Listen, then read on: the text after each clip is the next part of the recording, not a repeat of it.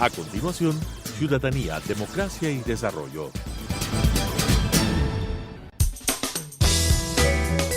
Clasificación B, bajo supervisión de un adulto.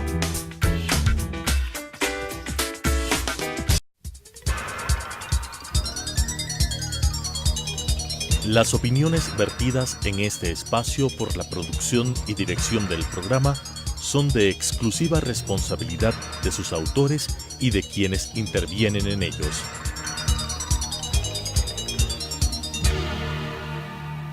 Telesucesos Canal 29 UHF y la Unión Nacional de Periodistas presentan Ciudadanía, Democracia y Desarrollo, un espacio para explorar la acción ciudadana en relación a las políticas públicas y su impacto en la calidad de vida de los ecuatorianos, con la conducción de la doctora Guadalupe Fierro.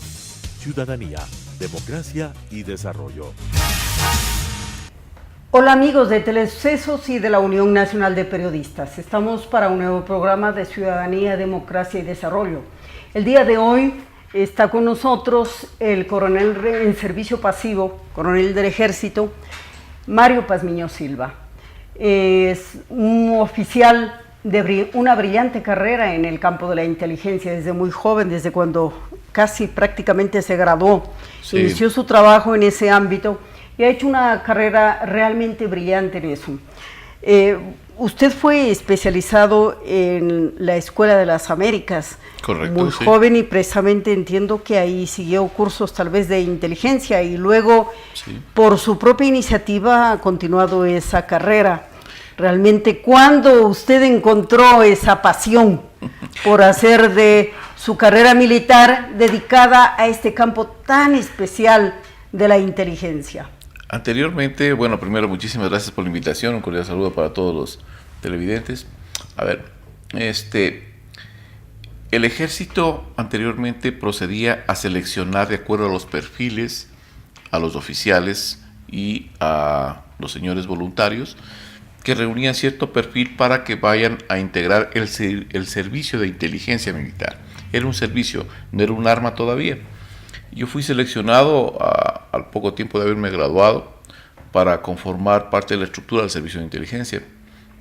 Tengo aproximadamente unos 35 años en el sistema de inteligencia desde subteniente y me incorporé a esta especialidad no por el gusto, porque yo era de fuerzas blindadas, de tanques, y fui llamado y ante un llamado del ejército pues realicé el curso de inteligencia, saqué la primera antigüedad en el curso de inteligencia, luego fui enviado a hacer varios cursos en Estados Unidos de inteligencia también. Fui a Alemania, a Israel, España, Colombia, a realizar cursos en el área de inteligencia, y eso es parte de la vivencia que yo puedo decir dentro de esta especialidad que es muy interesante.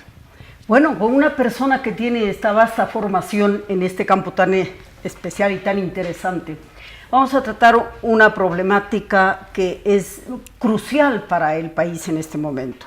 Han ocurrido, como todos sabemos, los eventos en la frontera norte que son de preocupación nacional, y ahí ha saltado una cosa muy notoriamente, que el campo de la inteligencia militar está absolutamente desguarnecido, por decirlo menos.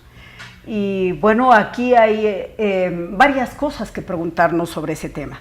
Yo quisiera iniciar recordando que estamos precisamente cumpliendo 10 años de un evento que marcó, yo diría tal vez un antes y un después en este tema en el país, que fue el tema de Angostura. Correcto. 1 de marzo del 2008, son 10 años, un poco más de un mes que se ha cumplido eso.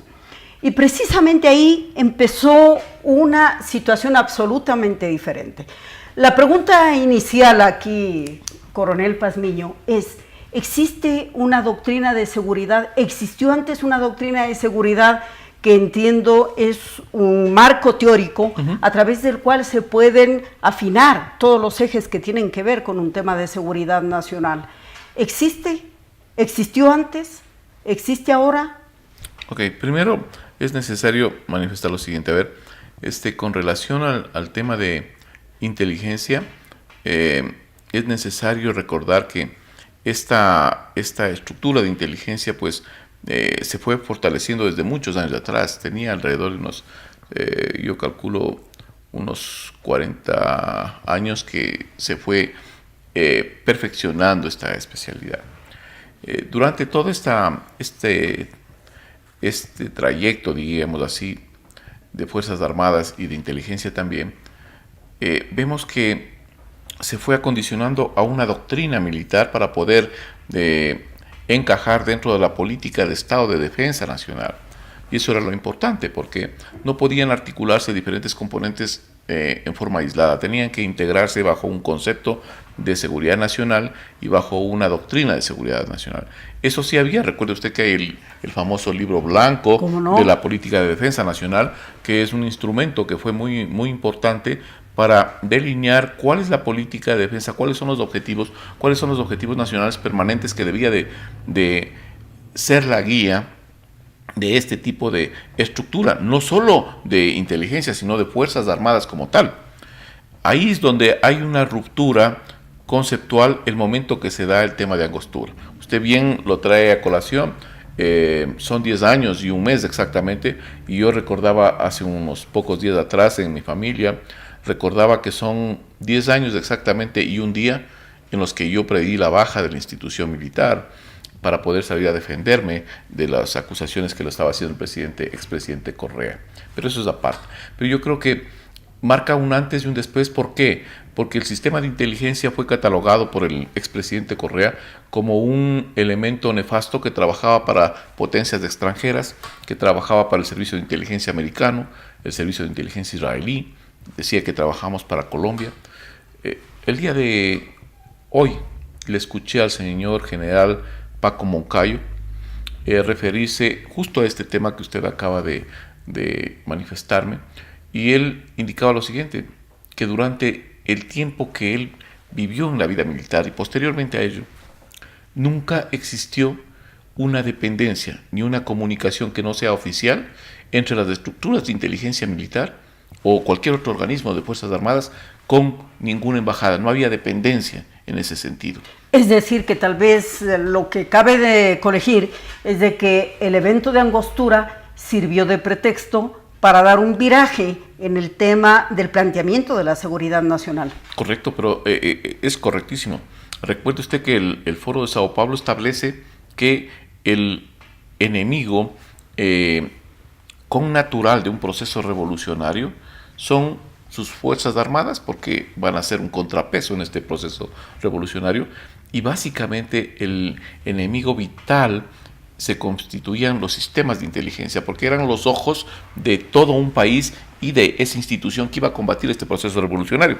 Bajo esa concepción tenía necesariamente Rafael Correa, el movimiento Alianza País y esta doctrina un poco trastocada del socialismo del siglo XXI, tenían que plantear como objetivos la reestructuración del sistema de inteligencia nacional y, por otro lado, realizar el debilitamiento institucional, que las dos cosas se han ido dando, una más que otra. Digo una más que otra porque el debilitamiento de Fuerzas Armadas ha sido yo diría, macabro, porque estamos viendo los resultados en estos días, y el exterminio casi, el debilitamiento total del sistema de inteligencia fue tenaz, y creo que hasta el día de hoy no podrán recuperarse todas estas estructuras, porque el trabajo que se venía haciendo era un trabajo muy profesional en base a lo que requería el Estado y la institución militar, no lo que requería el político o el partido político, o peor, una ideología. O sea, no se trabaja bajo esos conceptos, y eso es la diferencia. Ahora, aquí hay una cosa importante, porque usted acaba de señalar el Foro de Sao Paulo, y es importante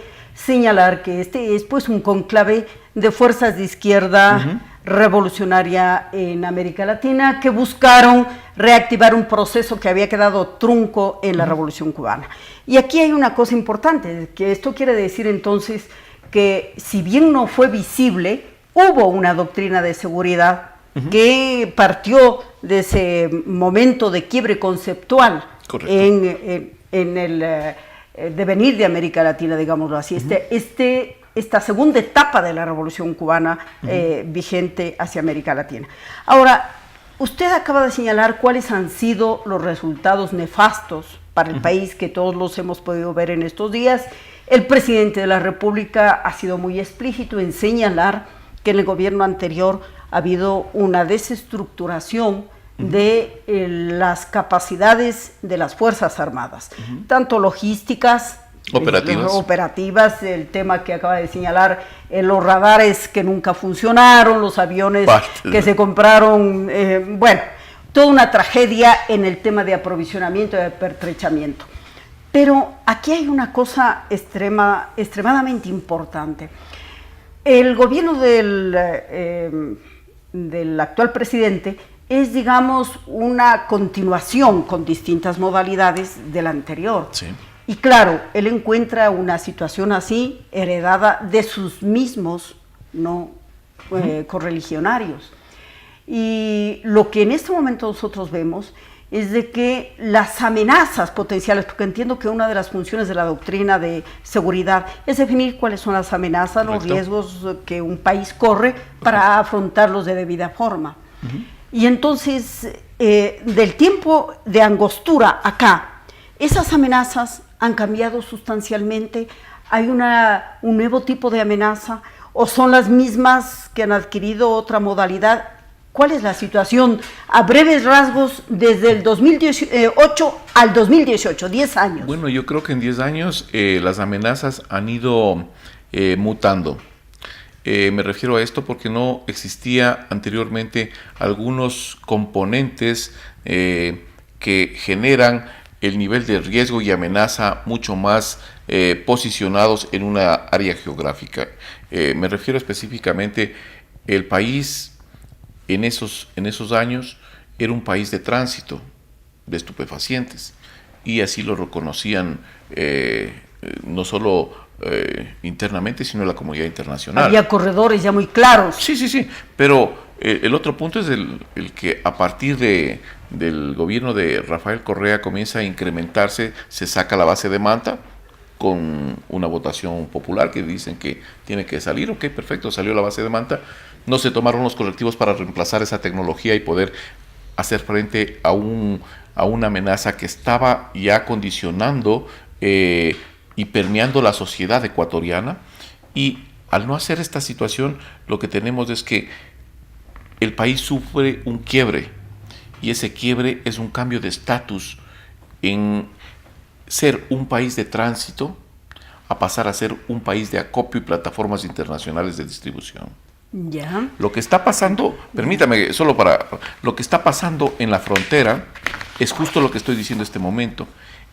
Este gráfico que traigo acá un poco, de pronto lo pueden ver mejor allá, materializa el corredor del Pacífico, que es básicamente el que atraviesa desde Tumaco hacia Perú.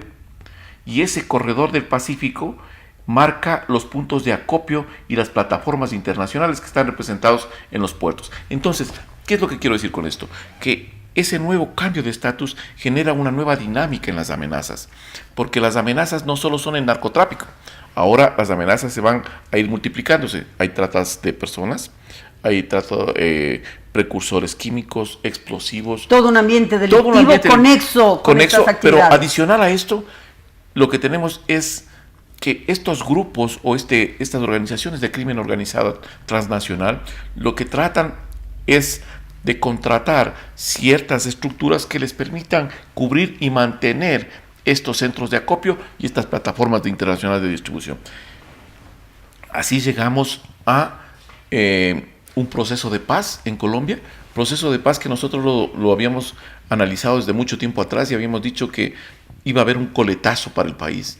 Un coletazo porque no todas las organizaciones narcodelictivas estaban aceptando el proceso de paz. ¿Por qué no aceptaban el proceso de paz?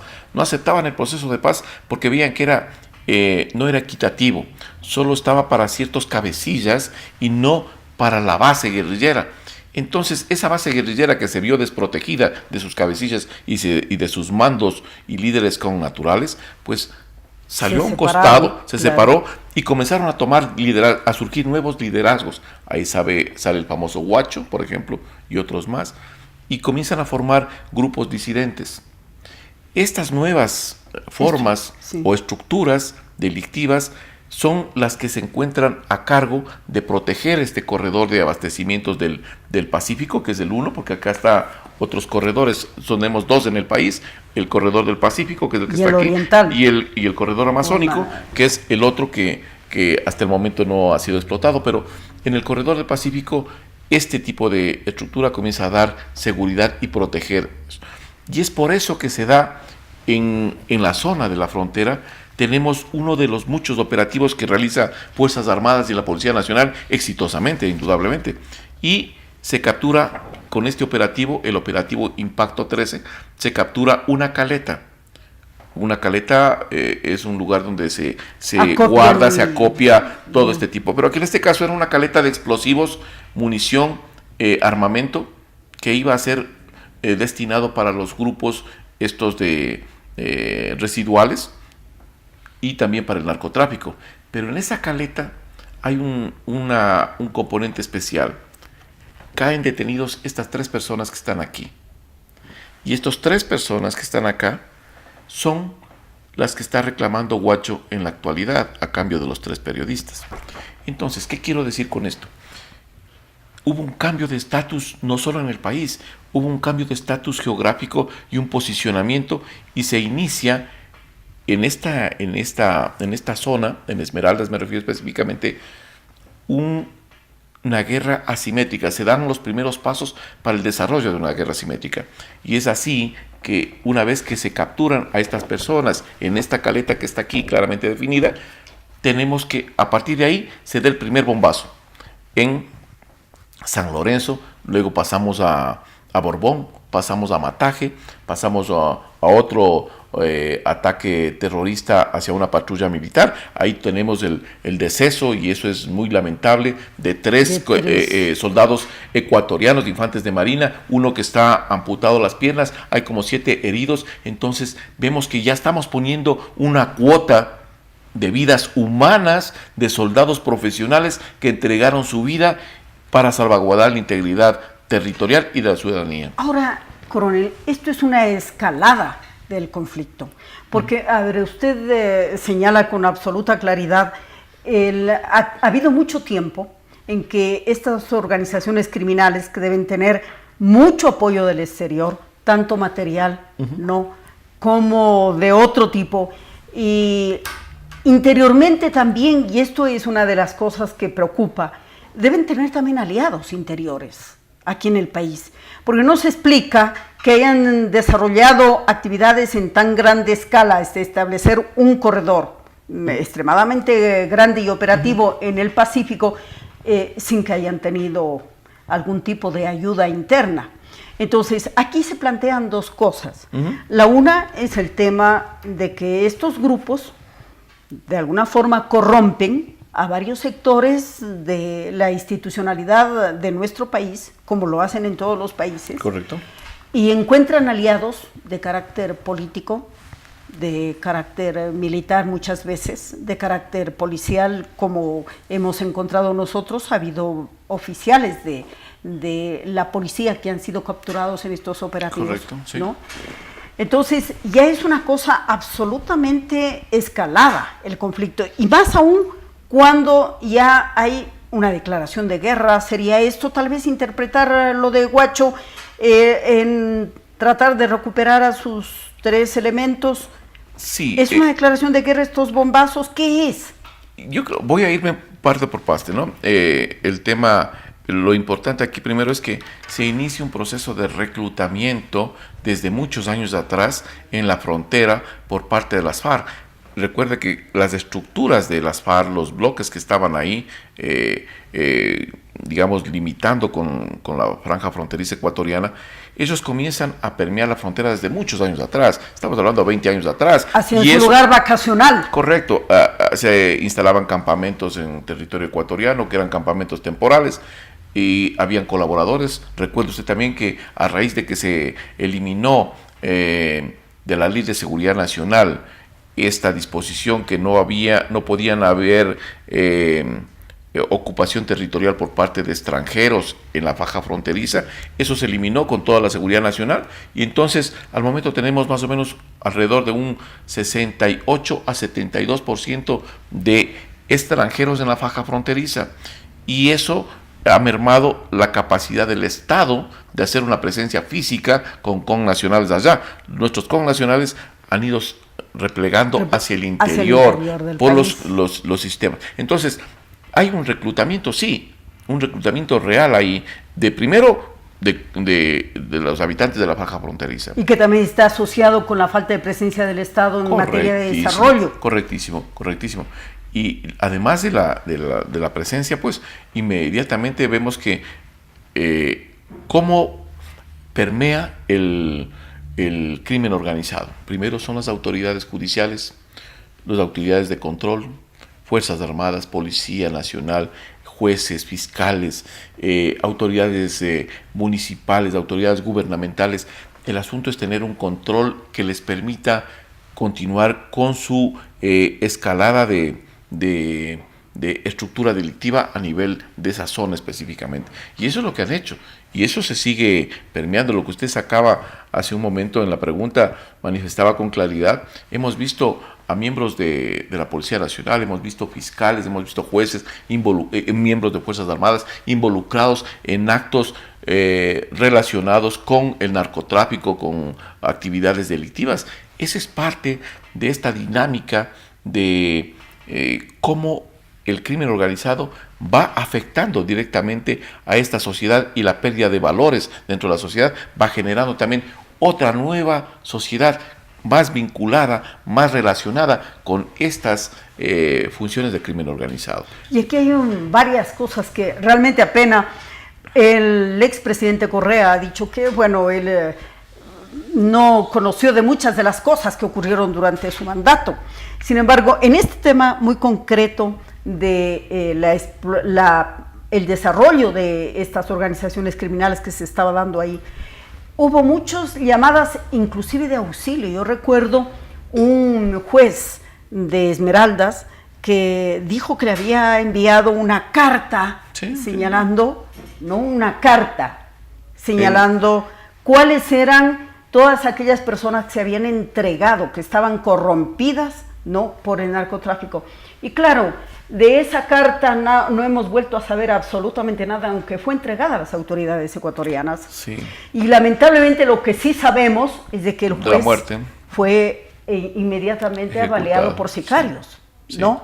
Entonces, estas llamadas de auxilio que hicieron gente decente que existe en nuestro país no fueron tomadas en cuenta por el gobierno anterior, y estamos lamentando, ahora lo ha dicho el presidente actual, Lenín Moreno, que hubo una absoluta permisividad del anterior gobierno. Pero ante esta situación y mirando hacia el futuro, ¿qué debe hacer el país? Porque, a ver, hemos visto varias cosas en las cuales hay una respuesta frente a esta situación del secuestro, que va ligada, como bien señala usted, a estos operativos en los cuales se ha capturado a gente del entorno del Huacho.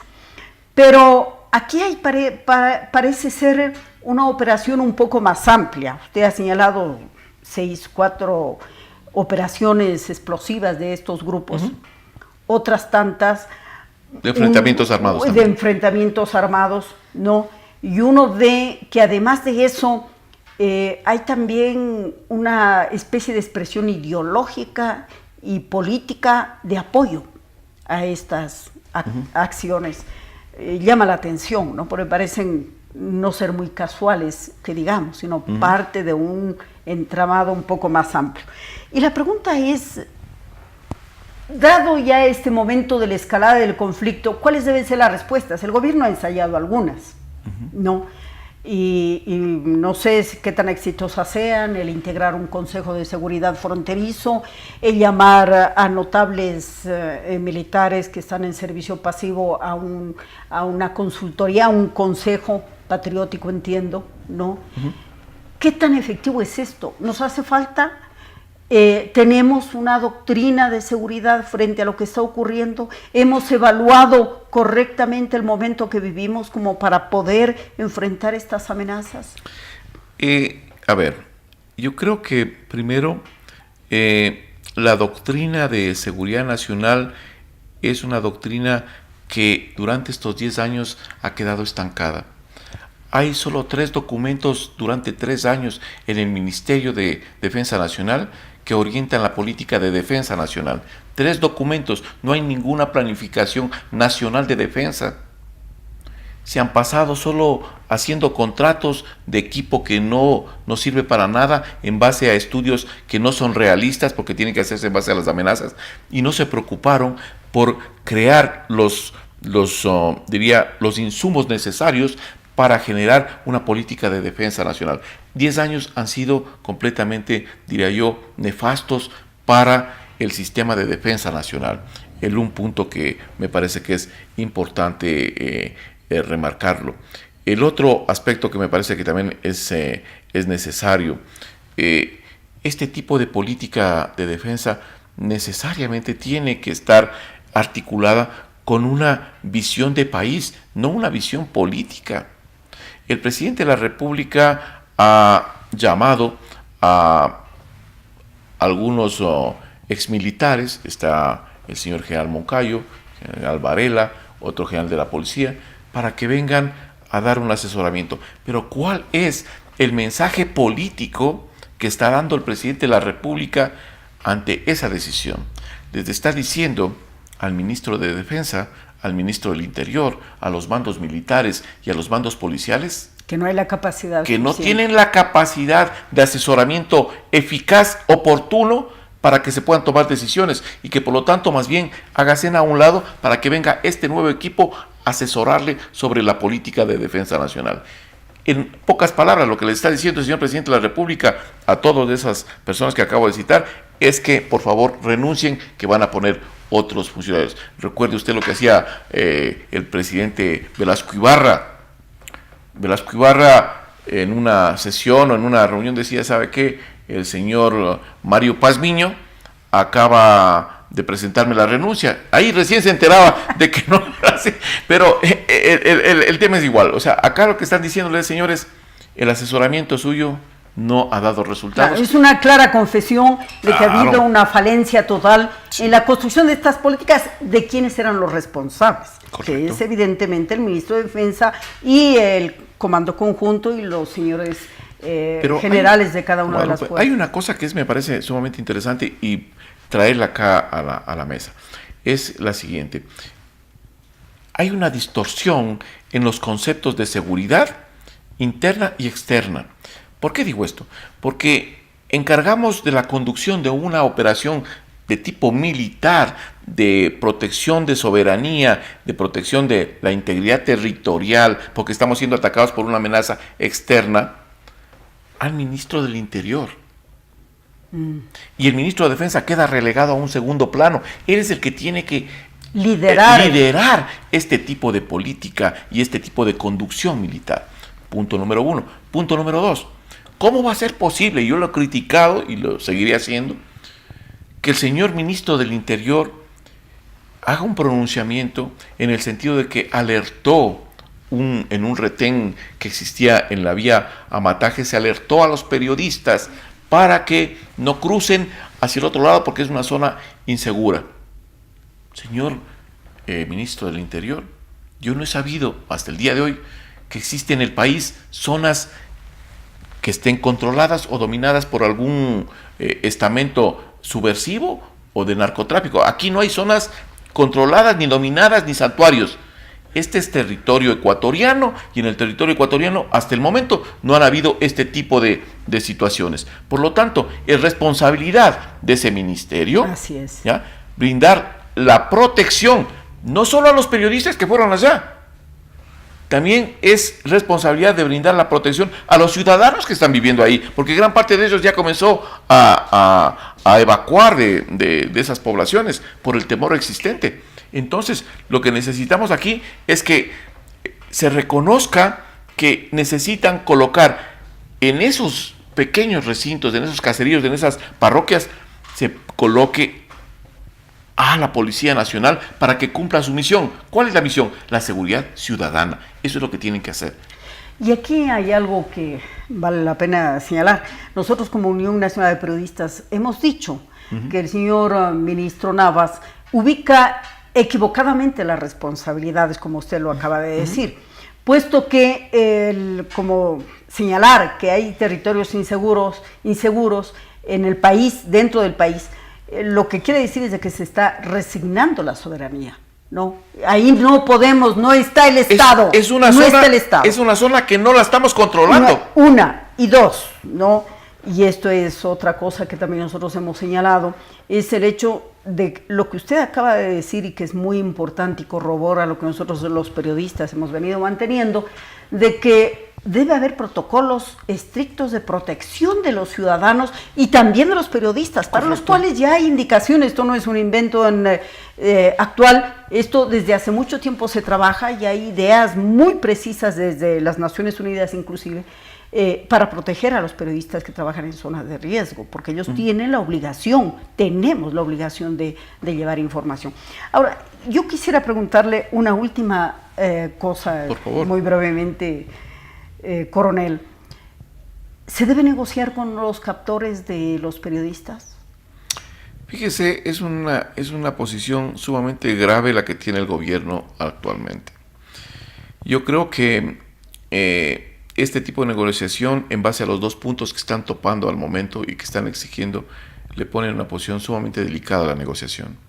Y este tipo de negociación de secuestro, por más que tengamos un equipo tan especializado como la UNACE, que es un equipo de calidad reconocido internacionalmente, pero las condiciones en las que se están realizando este tipo de negociación son sumamente difíciles, porque los petitorios no son tan viables de cumplirse, y creo que el gobierno tendrá que utilizar todas las estrategias posibles para poder traer a estos tres conciudadanos hacia la paz de nuestro país, y también para que puedan disfrutar de su familia, pero las condiciones son sumamente complejas. Bueno, muchísimas gracias. Se quedan muchas cosas por hablar y esperemos hacerlo en otra oportunidad, porque el tema de la seguridad nacional está en entredicho. Es hora de que asumamos esto con la responsabilidad, no solamente las personas que de alguna forma están en estas responsabilidades y que, como usted tiene el conocimiento muy específico, sino también todos los ciudadanos. Correcto. Porque un buen día nos hemos despertado con que la narcopolítica ha golpeado nuestra puerta del país. Entonces, amigos, vamos a continuar en el tratamiento de estos temas. Muchísimas gracias por haber estado con nosotros. Las opiniones vertidas en este espacio por la producción y dirección del programa son de exclusiva responsabilidad de sus autores y de quienes intervienen en ellos.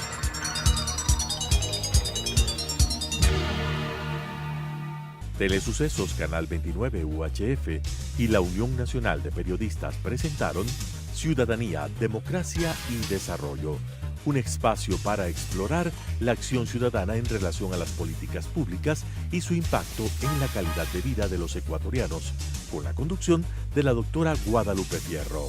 Ciudadanía, Democracia y Desarrollo.